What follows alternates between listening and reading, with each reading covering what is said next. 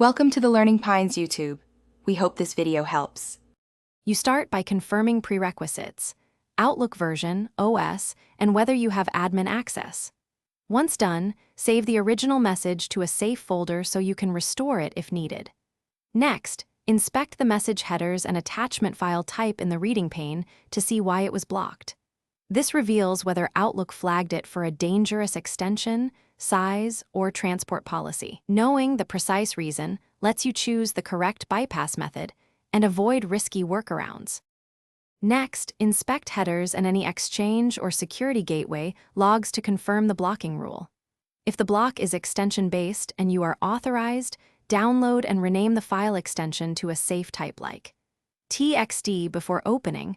This prevents automatic execution. Alternatively, open Outlook web app where some client restrictions differ.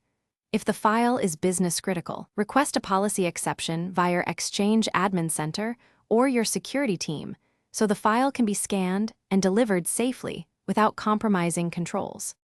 To finish, always scan the retrieved attachment with up-to-date antivirus and a secondary scanner if available, because renaming doesn't remove malware. Once you confirm it's safe, restore any temporary policy changes and document approvals for audit trails.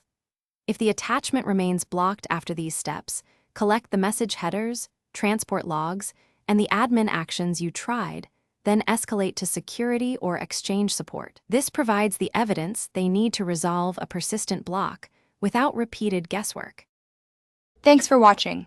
Consider subscribing if we helped you.